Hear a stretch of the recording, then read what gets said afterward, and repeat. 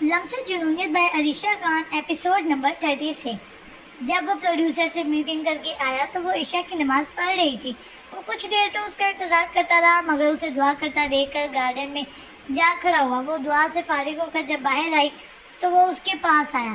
سر، میر نے بتایا کہ آپ پروڈیوسر سے میٹنگ کے لیے گئے تھے، بٹ مجھے ساتھ لے کر کیوں نہیں گئے؟ تعبیر کے سوال پر اس نے شہادت کی انگلی سے اپنی بیئرڈ کو گجایا۔ ہاں، جانا تھا، بٹ میں نے وہاں تمہیں لے جانا مناسب نہیں سمجھا۔ اگر تم فری ہو چکی ہو تو کیا ہم باہر چل سکتے ہیں؟ اس نے سنجیدگی سے کہا۔ باہر مطلب؟ میرا مطلب کیا کوئی میٹنگ ہے آج؟ مگر مجھے تو اس کی انفارمیشن ملی ہی نہیں، اس نے معصومیت سے کہا۔ وہ دراصل یہ میٹنگ اچانک رکھی گئی ہے، تو کیا تم چل رہی ہو؟ آف کورس سر، یہ میرا کام ہے، وہ مختصر سا کہہ کر اپنا بیگ اور موبائل لے کر آئی۔ اب اس کے قدم باہر کی جانب تھے جس پر آتش نے اسے روکا۔ وہ سوالیہ نظروں سے اسے دیکھنے لگی۔ ہم کار میں نہیں، بوٹ میں جائیں گے۔ بوٹ میں اس ٹائم؟ تعبیر نے ایک نظر باہر کی جانب دیکھ کر کہا، جس پر اس نے اس بات میں سر ہلایا۔ اب وہ لوگ گلاس پال کو پار کر کے بوٹ کی جانب بڑھ گئے۔ تعبیر نے ایک نظر سمندر پار کے منظر کو دیکھا جہاں چمکتی روشنیاں نظر آ رہی تھیں۔ یہ منظر رات کے وقت اور بھی زیادہ حسین لگ رہا تھا۔ ویسے تم نے مجھ سے یہ سوال نہیں پوچھا کہ یہ سمندر اتنا چھوٹا کیوں ہے؟ آتش کے سوال پر وہ ہلکا سا مسکرائی۔ سر، اب جب آپ مجھے یہاں لے کر آئے تھے تب مجھے یہ پتہ چل چکا تھا کہ یہ مصنوعی سمندر صرف شوٹنگز کے لیے بنایا گیا ہے۔ کس نے بتایا ہے یہ مجھے نہیں پتا، ورنہ قدرتی سمندر کی نعمت صرف کراچی کو ملی ہے۔ میں ویسے نا آپس کی باتیں یہی سوچی تھی کہ سمندر اسلام آباد میں کہاں سے آ گیا۔ مجھے یہی لگا تھا کہ کوئی سیٹ اپ وغیرہ ہونا ہے، لیکن میں نے کہا اچھا چلو دیکھتے ہیں کیا سسٹم ہے کہ سمندر اسلام آباد میں، تو مطلب اسپیچ لیکن ابھی پتہ لگ گیا یہ جھوٹ ہے۔ اس کی بات پہ وہ اش کر اٹھا۔ اب وہ اتنی بھی سیدھی نہ تھی جتنا اس نے اسے سمجھ لیا۔ یہ ایک مصنوعی سمندر ہے، یہاں عام پبلک کا آنا منع ہے، یا یہ بھی کہہ سکتے ہیں کہ اس کا ہر کسی کو نہیں پتہ، یہ صرف شوٹس وغیرہ کے لیے یوز ہوتا ہے۔ اینڈ یہ میرے ڈیڈ نے بنوایا تھا کافی پہلے، تب یہاں اس کے پاس کوئی ہوٹل بھی نہ تھا، بٹ اب تو آس پاس کافی ہوٹلز بن گئے۔ اس نے اسے تفصیل سے بتایا، جس پر تعبیر حیرت سے اسے دیکھنے لگی۔ آپ کے ڈیڈ نے؟ سچ میں؟ تعبیر نے حیران کن انداز میں پوچھا، جس پر اس نے اس بات میں صحیح رہا۔ ہم اس ریسٹورینٹ میں رکنے والے ہیں۔ کچھ ہی منٹ میں وہ لوگ سامنے لائن سے بنے ریسٹورینٹ کی جانب پہنچے۔ یہ روشنیاں ادھر ہی سے دکھائی دے رہی تھی، بٹ سر یہاں تو کوئی ہے ہی نہیں۔ تعبیر نے اسے ٹیبل پر کسی کو نہ پا کر آتش سے سوال کیا، جس پر وہ ہڑبڑایا کیونکہ وہ جھوٹ کہہ کر اسے یہاں لایا تھا۔ اب وہ کوئی بہانہ سوچ رہا تھا۔ اس نے ایک نظر موبائل پر دیکھا، پھر پیشانی رگڑی۔ مجھے لگتا ہے وہ پروڈیوسر جس سے آج میٹنگ تھی وہ نہیں آنے والا، شاید کوئی ایمرجنسی ہے۔ اب آ ہی گئے ہیں تو آرڈر دے دیتے ہیں، وہ کہتا ہوا ویٹر کو اشارہ کرنے لگا، جس پر ویٹر ان کی جانب آیا۔ سلام صاحب، کیسے ہیں آپ؟ بڑے صاحب کیسے ہیں؟ صاحب، آپ نے مجھے جاب دے کر مجھ پہ بہت بڑا احسان کیا ہے۔ اب میری بہن بھی اچھے کالج میں پڑھ رہی ہے، اور میری اماں وہ تو آپ کو اور بڑے صاحب کو روز دعائیں دیتی ہیں۔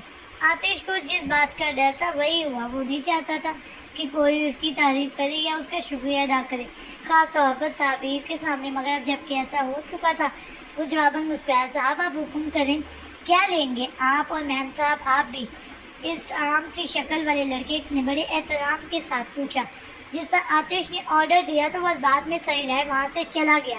صحیح کس جاب کی بات کر رہا تھا؟ تعبیر کے سوال پر اس کی پیشانی رگڑی۔ ایکچولی یہ علاقہ میرے ڈیڈ کا ہے، یہاں اطراف میں جتنے بھی جگہ ہیں وہ سب میرے ڈیڈ کے انڈر ہے، تو انہوں نے اپنی مرضی سے یہ ریسٹورینٹ بنوائے تھے، جہاں عموماً بزنس مین، پروڈیوسر، ڈائریکٹر اور باقی کے لوگ آیا کرتے ہیں، تو ڈیڈ نے اپنی مرضی سے ہی اسے یہاں جاب دی تھی۔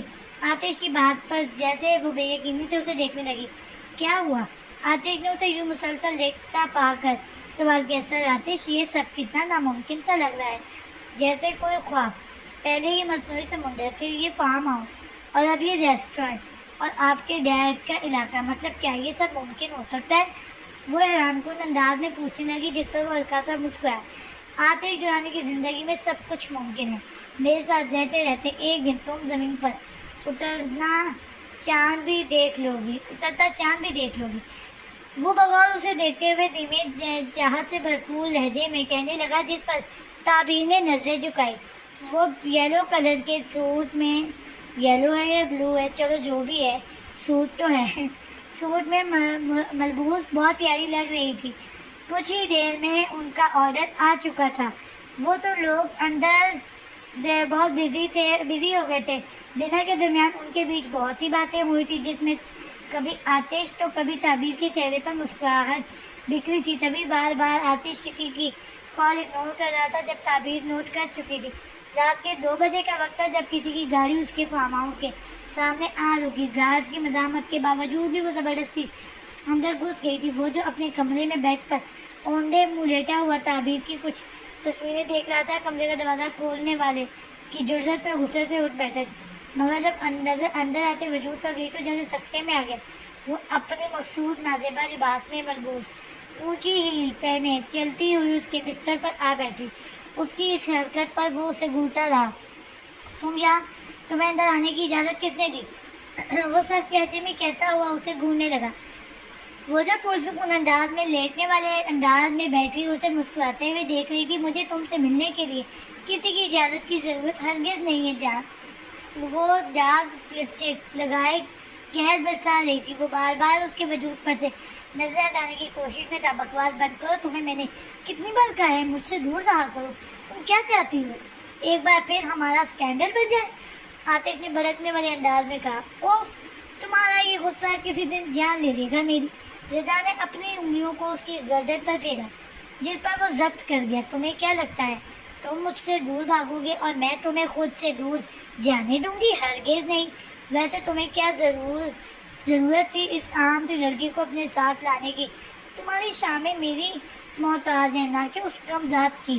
رضا نے آتش کی شرٹ کا پہلا بٹن کھولتے ہوئے کہا، جبکہ تعبیر کا ذکر سن کر وہ اس کے چلتے ہوئے ہاتھ کو پکڑ کر مروڑنے لگا۔ خبردار جو اس کے بارے میں کوئی الٹی سیدھی بات کی تم نے، میں تمہارا وہ حشر کروں گا کہ تم۔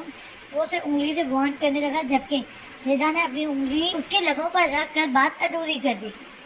یہ وقت دھمکی دینے کا نہیں ہے۔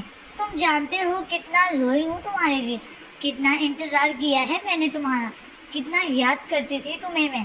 وہ اپنے پورے وزن سے اس کے اوپر جھک چکی تھی۔ وہ بار بار خود پر قابو پانے کی کوشش میں تھا۔ کیوں نہیں چھوڑ دیتے یہ غصہ؟ کیوں پھر سے ہمارا تعلق پہلے جیسا نہیں ہو سکتا؟ وہ اس کے مضبوط سینے پر سر ٹکائے اس کی گردن پر انگلی پھیر رہی تھی، جس پر آتش نے ایک پل گہری سانس لی اور اسے دور دھکیلا۔ گیٹ آؤٹ، وہ ڈھالا تھا، جس پر وہ ناگواری سے اسے دیکھنے لگی۔ آئی سیڈ گیٹ آؤٹ رضا ریاض۔ اسے دیکھتا بھاگ کر وہ پھر سے چیخا تھا، مگر اسے ٹس سے مس ہوتا نہ پا کر وہ اس کا ہاتھ پکڑے کمرے سے باہر لے جانے لگا اور زبردستی مین گیٹ سے باہر دھکا دیا، جس پر وہ گرنے لگی، مگر اس کے ڈرائیور نے اسے سنبھالا۔ آج کے بعد اگر یہاں کا رخ بھی کیا تو یاد رکھنا اگلی بار نہیں بخشوں گا تمہیں۔ وہ اسے وارن کرتا ہوا گارڈ سے انہیں باہر کرنے کا کہہ کر واپس اندر چلا گیا، جبکہ وہ آنکھوں میں آنسو لیے ڈرائیور کا ہاتھ جھٹکتی ہوئی کسی کو کال ملانے لگی۔ یہ ایسے نہیں مانے گا، ہمیں اب کوئی اور قدم اٹھانا پڑے گا۔ وہ مختصر سی بات کر کے گاڑی میں بیٹھ گئی، جو اب فارم ہاؤس سے دور جا چکی تھی۔ سارا موڈ خراب کر دیا۔ وہ واپس بستر پر آ لیٹا، تبھی تعبیر کو مسکراتا ہوا چہرہ اس کی آنکھوں کے سامنے آیا۔ اچانک اس کے چہرے پر ایک خوبصورت سی مسکراہٹ آئی۔ تم مجھے پاگل کر دو گی تعبیر۔ اپنے بکھرے بالوں میں ہاتھ پھیرتے ہوئے انہیں مزید بکھار کر وہ مسکرایا تھا۔ سین چینج۔ جب اس کی آنکھ کھلی تو خود کو ایک عالیشان محل نما کمرے میں پا کر وہ بہت حیران ہوئی۔ اسے کچھ دیر پہلے والا منظر یاد آنے لگا۔ وہ بمشکل اپنی ہمت جمع کرتے ہوئے بیٹھ سے اٹھی، مگر جب نگاہ کھڑکی پر پڑتی دھوپ پر گئی تو وہ حیرت زدہ انداز میں آگے پیچھے دیکھنے لگی۔ یہ کیا مجھے یہاں آئے دوسرا دن ہو چکا ہے؟ کیا میں تب سے اب تک بے ہوش تھی؟ مگر وہ کون تھا اور مجھے یہاں کیوں لایا ہے؟ وہ ڈرتے ڈرتے دروازے کی جانب بڑھی، مگر اس کی توقع کے برعکس دروازہ لاک نہیں تھا۔ جب وہ باہر آئی تو اس محل نما گھر کو دیکھ کر وہ حیران पुरसकून अंदाज में सीढ़ियाँ उतरती हुई नीचे आई, जहाँ मुलाजिम एक कतार बनाए खड़े जैसे उसके मुंतज़िर थे। आप सब कौन हैं आप लोग, और मुझे यहाँ कौन लाया है? उसने बेसब्री वाले अंदाज में सवाल किया। हरीम बीबी साहब आपका इंतज़ार कर रहे हैं, एक मुलाजिम ने बड़े अदब से कहा और बड़े हॉल की जानिब इशारा करने लगा, जिस पर वो इस बात में सर हिलाए हॉल के अंदर जाने लगी। वो खिड़की की जानिब रुख किए खड़ा शायद सिगरेट के कश लगा रहा था। हरीम उसकी पुश्त को देखते हुए मज़ीद तजस्सुस में मुब्तला हुई, मगर कुछ था जो उसे देखा देखा लग रहा था। वो थे उस शख्स के बड़े बड़े बाल, black three piece branded suit जेबतन किए। वो कोई बड़ी शख्सियत का मालिक लग रहा था। Welcome to our home, Hareem की मौजूदगी महसूस करते हुए उस पर उसने पुरजोश अंदाज में कहा, जबकि पलटा वो अब भी ना था। कौन है आप और मुझे यहाँ क्यों लाए हैं? मैं जानना चाहती हूँ। हरीम के सवाल पर उसने एक गहरी नज़रकश ली। तुम यहाँ से भागने के बजाय मुझे ये सवाल कर रही हो? उसके सवाल पर हरीम आंखें छोटी किए उसकी सुनी आवाज़ पर गौर कर रही थी। तो क्या रूम का दरवाज़ा आपने मुझे यहाँ से भगाने के लिए खोल रखा था? हरीम के सवाल पर शायद वो मुस्कुराया था। मैं जानता था तुम बहुत बहादुर हो, और जब तक तुम्हें सब सवालों के जवाब ना मिल जाए शायद तुम यहाँ से जाने वाली नहीं थी। ऐसा तो होता ही था, आखिर खून का असर है। उसकी बात पर वो नासमझी से उसे देखने लगी। जब वो सिगरेट ज़मीन पर फेंककर कदमों तले रोंद गया था, मगर जब वो पलटा तो जैसे हरीम पर कोई पहाड़ टूटा था।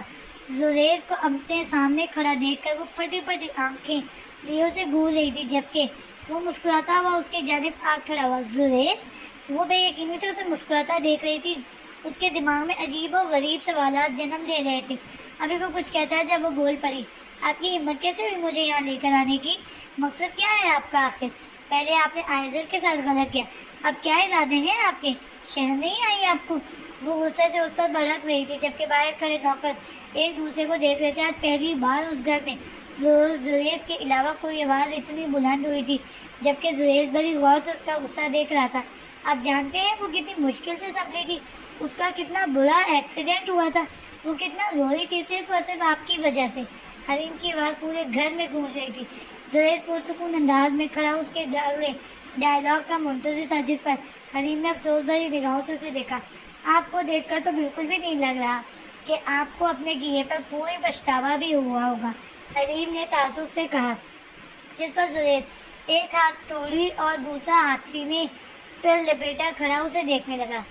हो गया? वो आंखें घुमाते हुए सवाल करने लगा, जिस पर हरीम ने दांत बीचते हुए उसे घूरा। नहीं, मेरा मतलब अगर तुम्हारी बात मुकम्मल हो गई बैठकर बात कीजिए। मुझे नहीं बैठना आपके साथ। अब मुझे यहाँ क्यों लाए हैं?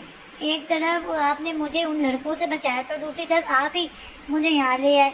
आखिर मसला क्या है आपका? वो जुरैज को पुरसुकून अंदाज में सोफे पर बैठते देख कर गुस्से से चीखी थी, जिस पर वो उसे भी बैठने का इशारा करने लगा। अब मेरे इतने सारे मसले हैं यार, कौन कौन से बताऊं? उसने बच्चों वाला मुंह बनाते हुए कहा, जिस पर हरीम का दिल किया उसके बाल नोच लिए, मगर वो सामने सोफे पर आ बैठी ताकि यहाँ लाने की वजह जान सके। बात का आगाज़ करने से पहले कुछ मीठा हो जाए। वो मुलाजिम को इशारे से बुलाता हुआ हरीम को देखकर कहने लगा, मुझे मीठा नहीं पसंद। हरीम ने मुंह बनाते हुए कहा, जिस पर वो मुस्कुराया। वाल मीठा तो मुझे भी नहीं पसंद, लेकिन जानती हो एक बार मेरी मिसेज ने मुझे ज़बरदस्ती अजीबो गरीब किस्म का मीठा खिला दिया था, और मुझे मजबूरन उसकी मोहब्बत में ही मीठा निवाला भरना पड़ा था। छोटे 2 प्लेट छोले की चाट ले आ मसालेदार, मसाला मार कर, जुरैज ने बेचारगी से कहा, जबकि आखिरी वाले अल्फाजों पर वो जैसे किसी लोकल होटल पर बैठा ऑर्डर देने वाले अंदाज में मुखातिब हुआ, जिस पर वो उसे आंखें फाड़े देखने लगी। क्या वो शादीशुदा था? वो किस किस्म का शख्स था? उसकी लैंग्वेज उसकी हुर्रियत से बिल्कुल मैच नहीं कर रही थी। आपने बताया नहीं कि आप मुझे यहाँ क्यों बुलाया है? वो उसकी फजूल बातों को नज़रअंदाज करते हुए सवाल करने लगी, जिस पर वो वो अपनी गहरी काली आंखों से उसे देखने लगा। क्योंकि ये घर तुम्हारा है, अब तुम्हें यहीं रहना है। वो बड़े आराम से कहता हुआ सोफे की पुश्त से टेक लगा गया, जबकि वो नासमझी से उसकी बात पर उसे देखने लगी। क्या मतलब है आपका? भला मैं क्यों रहने लगी यहाँ, और मेरा घर कहाँ से आ गया है? ये कैसा मजाक है? वो घूरने लगी, जिस पर जुरैज ने अपने बालों को ठीक करते हुए उसे देखा। वैसा नहीं, ये घर आप ही का है। अब आप यहाँ रहो या ना रहो आपका मसला है, जबकि मेरे पास इस बात का पूरा सबूत है। وہ استحقاق بھی کہتا ہوا اسے مزید حیران کر گیا۔ ثبوت؟ کیسا ثبوت؟ پہلے کچھ مسالے دار ہو جائے۔ وہ ملازم کو آتا دیکھ کر کہنے لگا۔ ملازم نے 2 پلیٹ سامنے ٹیبل پر رکھی تو زریز نے حریم کو اشارے سے کھانے کا کہا۔ مجھے آپ ٹینشن میں ڈال کر خود چھولے کھا رہے ہیں، کیسی ہیں آپ؟ وہ مصنوعی غصے سے کہنے لگی۔ میں تو ایسا ہی ہوں، ملازم کو اشارہ کرتے ہوئے وہ سنجیدگی سے کہنے لگا، جبکہ ملازم کے کیچپ لانے پر وہ حیران ہوئی۔ آج کل کے لوگوں کو ٹھیک سے کچھ بنانا ہی نہیں آتا، کیسے عجیب سے چھولے بنائے۔ اب انہیں تو کیچپ سے ہی کھانا پڑے گا۔ وہ اپنی مخصوص انداز میں کہتا ہوا کیچپ پلیٹ میں موجود چاٹ پر ڈالنے لگا، جس پر وہ بے یقینی سے اسے دیکھنے لگی، جو اب بڑے مزے سے کھانے میں مصروف ہو گیا تھا۔ آپ مجھے ایک بات بتائیں، آپ کے ساتھ کوئی مینٹلی ایشو ہے؟ حریم نے بغور اس کی عجیب و غریب حرکتوں کو نوٹ کرتے ہوئے پوچھا، جس پر وہ اسے دیکھنے لگا۔ پتہ نہیں، کبھی چیک اپ نہیں کروایا؟ بائی دا وے، جلدی جلدی ختم کرو، تمہیں ثبوت دیکھنا ہے کہ نہیں؟ ہاں۔ وہ اپنی بات مکمل کر کے خود کھانے میں مصروف ہو گیا، جبکہ وہ سر پکڑے اس کی حرکتوں اور باتوں پر حیران تھی۔ سین چینج۔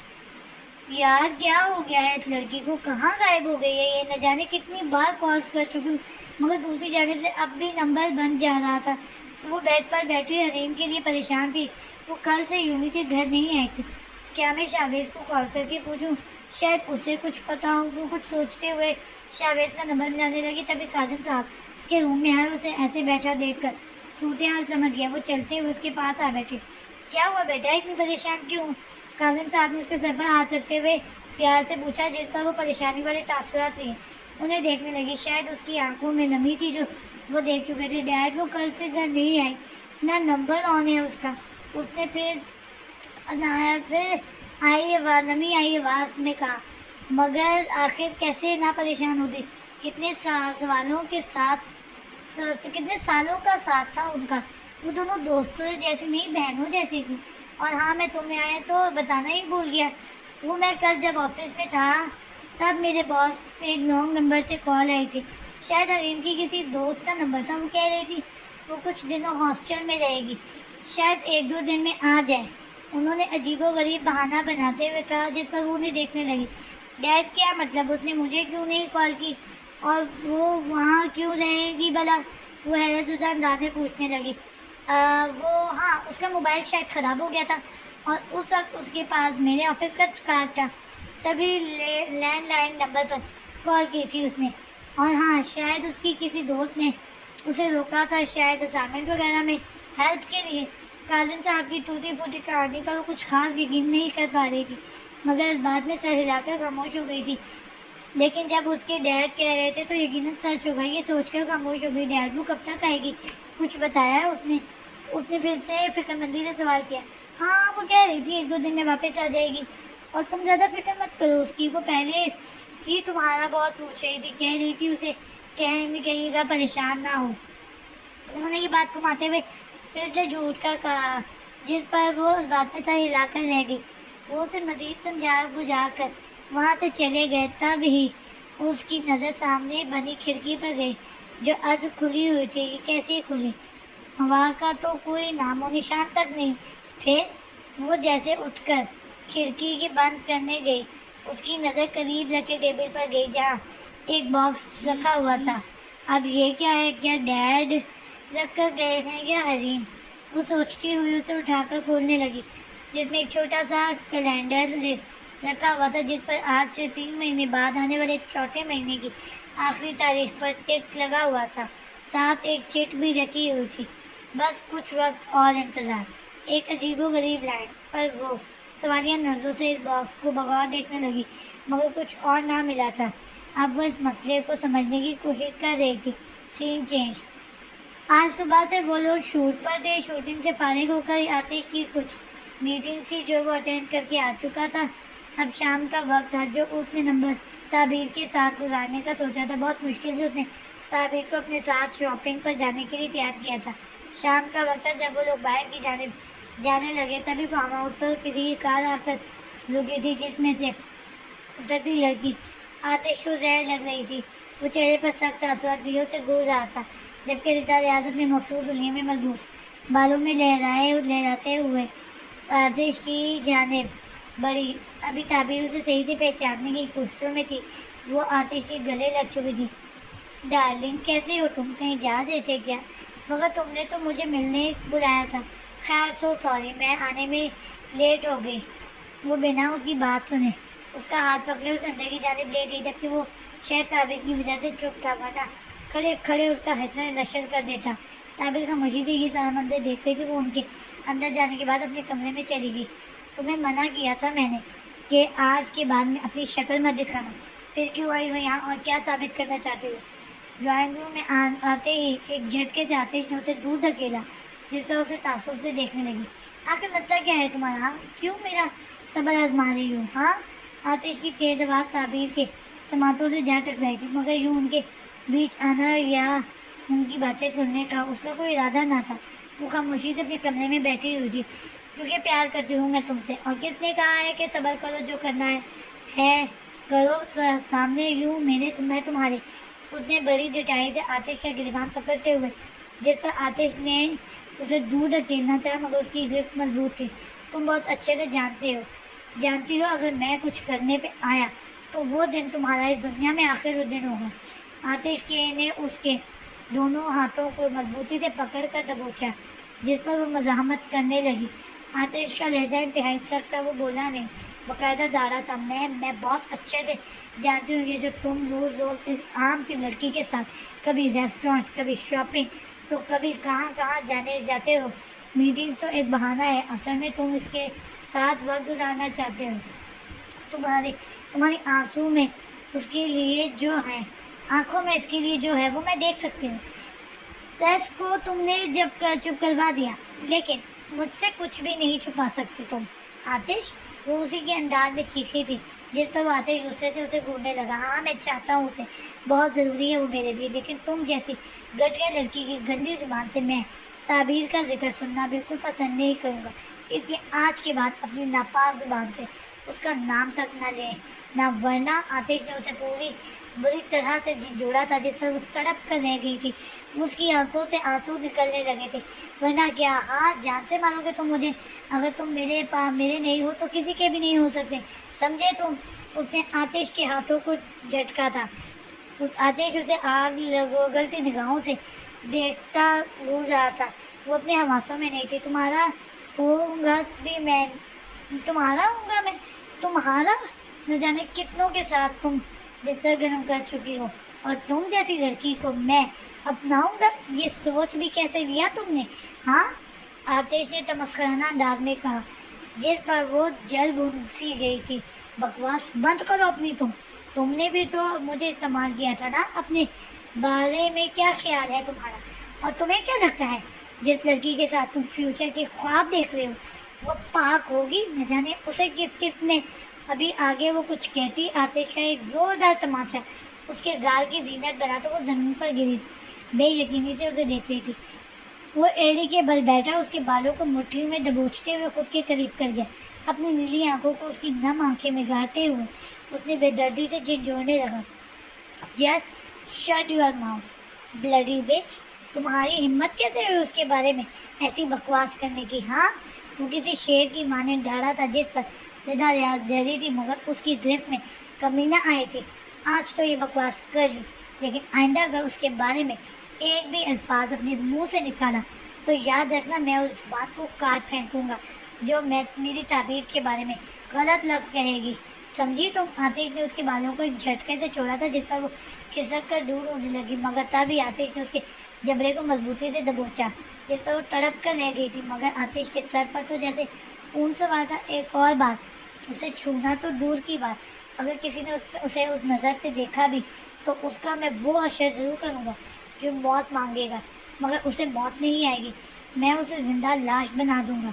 आतिश की बात पर सुर्ख आंखों से उसे देखने लगी। जब आतिश ने एक झटके से उसका जबड़ा छोड़ा और वो उठ खड़ा हुआ। वो सिर्फ मेरी है ताबीर, सिर्फ और सिर्फ आतिश दुरानी की है। उसे छूने का, उसे देखने का हक सिर्फ और सिर्फ मेरा है। वो मेरी मलकियत है, और अगर मेरी मलकियत पर किसी ने गंदी नज़र डाली तो मैं उसे जिंदा ज़मीन में ऐसे गाड़ूंगा कि सर उसका ज़मीन के ऊपर जबकि धड़ ज़मीन के अंदर होगा। आतिश के लहजे में एक अजीब सा جنون تھا، ایک ایسا طوفان جو شاید اپنا مقصد پورا کیے بنا تھمنے والا نہ تھا۔ اٹھو اور دفع ہو جاؤ یہاں سے، اور آئندہ کے بعد خیال رکھنا، ورنہ یہ تو تم دن دہاڑے منہ اٹھا کے کہیں بھی نکل جاتی ہو، تم اس منہ کو کالا کر کے سڑک پر تماشا نہ بنا دیا تو کہنا۔ آتش نے اسے بازوؤں سے پکڑ کے باہر کی جانب دھکیلا، جس پر سرخ آنکھیں لیے اسے دیکھنے لگی۔ جا رہی ہوں میں، مگر یاد رکھنا تم بہت پچھتاؤ گے۔ اگر میں برباد ہوں گی تو تمہیں بھی آباد نہیں ہونے دوں گی۔ زدہ کے انتقام لینے کی ٹھان لی تھی۔ اس کی بات پر آتش کے لبوں پر ایک یک طرفہ مسکراہٹ تنزیہ نمودار ہوئی تھی۔ یہ تو وقت بتائے گا کہ کون کس کو برباد کرتا ہے۔ آتش کے اشارے پر گارڈ نے رضا ریاض کو بازوؤں سے گھسیٹ کر باہر کی جانب دھکا دیا، جس پر وہ زمین پر جا گری۔ کچھ سوچتے ہوئے وہ اٹھی اور سرخ آنکھوں کو رگڑتے ہوئے اپنی گاڑی میں جا بیٹھی۔ وہ اب تک اپنے کمرے میں بیٹھی دھوپ کا ویٹ کر رہی تھی جب کمرے کا دروازہ کھلا اور آتش اندر آیا۔ وہ جلدی سے گھبراتے ہوئے کھڑی ہوئی۔ آتش کو وہ ڈری ہوئی لگ رہی تھی۔ Tabeer, what happened, are you okay? وہ اسے گھبراتا دیکھ کر نرمی سے مخاطب ہوا، جس پر وہ اسے دیکھنے لگی۔ سر، وہ کیا باہر کوئی لڑائی ہو رہی تھی؟ وہ بمشکل یہ سوال کر چکی تھی۔ یہ تو وہ جانتی تھی آتش کو جب غصہ آتا تھا وہ بھی سامنے کھڑے شخص کو لحاظ نہیں کرتا تھا، مگر آج تو اس کے سامنے اتنی بڑی ایکٹریس تھی، پھر وہ اس پر غصہ کیوں کر رہا تھا؟ نہیں، کوئی لڑائی نہیں ہوئی تھی، تم ڈرو مت، ایک مسئلہ تھا بس، اسے ہی حل کر رہا تھا۔ ہم باہر جانے والے تھے، چلیں؟ آتش کو اس کا احساس تھا، وہ سمجھ چکا تھا کہ وہ تیز آواز سے ڈرتی تھی، اس لیے بہت نرمی سے کہتا ہوا وہ اسے ریلیکس کرنا چاہ رہا تھا۔ آج جی، وہ مختصر سا کہتی ہوئی نظر جھکا گئی، جبکہ آتش نے اشارہ کرتے ہوئے خود باہر کی جانب چلا گیا۔ وہ لوگ جیسے ہی گاڑی میں بیٹھے، آتش کی نظر تعبیر کی گردن میں موجود لاکٹ پر گئی، جس سے اس کا کچھ دیر پہلے والا غصہ کہیں غائب ہو گیا تھا۔ تعبیر، کیا تم پریشان ہو؟ وہ تعبیر کے چہرے پر پریشانی دیکھ کر پوچھنے لگا، جس پر اس نے جلدی نفی میں سر ہلایا۔ گڈ، تو پھر جلدی سے ایک اسمائل پاس کرو، مجھے تم مسکراتے ہوئے بہت اچھی لگتی ہو سینوریٹا۔ غلط لفظ سینوریٹا پر ناچتے ہوئے بھی اس کا نہ چاہتے ہوئے بھی اس کا چہرے پر ایک دل چھو جانے والی مسکراہٹ بکھرنے لگی تھی، جسے وہ نظروں سے دل میں اتار چکا تھا۔ وہ دونوں مسکراتے ہوئے ساتھ بہت اچھے لگ رہے تھے۔ سین چینج، یہ کیسے ممکن ہو سکتا ہے؟ یہ کاغذات نقلی ہیں، یہ دیکھیں، یہ کس حریم درانی کا نام ہے؟ حریم نے اسے محل نما گھر کے کاغذات کو دیکھتے ہوئے بے یقینی سے کہا، جس پر یہ صاف صاف لکھا ہوا تھا کہ یہ گھر حریم کے نام پر تھا۔ وہ ہانکوں کی طرح اس نام کو دیکھ رہی تھی۔ ہاں، تو یہ تم ہی ہو مس حریم درانی، یہ گھر تمہارے نام پر ہے؟ ابھی سے نہیں، بہت سالوں سے ہے۔ ویسے کوئی اتنا بے خبر کیسے ہو سکتا ہے کہ اپنا گھر ہی بھول جائے؟ وہ اسے مزید الجھا رہا تھا۔ آپ کیا کہہ رہے ہیں زریز بھائی؟ میرا نام حریم شاہ ہے، میں حریم درانی نہیں ہوں، اس نے زریز کو یقین دلاتے ہوئے کہا، جس پر وہ اسے دیکھنے لگا۔ تم ہو، یہ الگ بات ہے کہ تم سچ نہیں جانتی، لیکن تم حریم درانی ہی ہو، وجاہت درانی کی بیٹی، زریز درانی کی اکلوتی بہن حریم درانی۔ وہ اونچی آواز میں بولا تھا، جس پر وہ ہکا بکا سی اسے دیکھ رہی تھی۔ آپ کا دماغ خراب ہے؟ یہ کیا کہہ رہے ہیں آپ؟ میں بولا آپ کی بہن کب سے ہونے لگی؟ حریم نے ڈھونڈتے ہوئے کہا۔ دماغ میرا نہیں، میرے باپ کا خراب تھا، ورنہ آج یہ نوبت نہ آتی کہ اپنی ہی بہن کو میں اپنے رشتے کا یقین دلاؤں، زریز نے گمبھیر لہجے میں کہا، جس پر وہ دونوں ہاتھ لپیٹے اسے سختی سے دیکھنے لگی۔ او، تو کیا یہ کوئی نئی چال ہے آپ کی؟ آئزل کو برباد کر کے سکون نہیں ملا آپ کو، جو اب میرے پیچھے پڑ کر مجھے زبردستی اپنی بہن قرار دے رہے ہیں؟ اس نے سپاٹ لہجے میں کہا، جس پر زریز کو غصہ آنے لگا۔ آئزل کو اس معاملے سے دور رکھو، یہ صرف تمہارا اور میرا مسئلہ ہے، تم ہی میری بہن ہو، تم ہی میری بہن ہو۔ کیا نام تھا تمہارے اس زبردستی کے باپ کا؟ ہاں، شہزاد شاہ، یہ سب اسی کی وجہ سے ہوا ہے، زریز نے غصے سے کہا۔ اس کے منہ سے اپنے باپ کا نام سن کر اسے گھومنے لگی۔ حد میں رہے آپ، وہ میرے بابا تھے، اس نے ضبط کرتے ہوئے کہا۔ کوئی نہیں تھا وہ تمہارا بابا، حقیقت یہ ہے کہ تم وجاہت درانی کی بیٹی ہو۔ ہاں، یہ بھی سچ ہے کہ غلطی وجاہت درانی کی بھی ہے، جس نے ایک معمولی ملازم کی بات پر یقین کر لیا تھا۔ زریز کی آواز پر اب کافی اونچی تھی، جس پر وہ آنکھیں پھاڑ پھاڑ کر اسے دیکھنے لگی۔ مطلب کیا ہے آپ کا؟ آج سے کچھ سالوں پہلے جب تم پیدا ہوئی تھی تب ہماری پیاری موم کی حالت بہت خراب تھی. ڈاکٹر نے کہا تھا کہ ان کی اور تمہاری جان کو خطرہ ہے.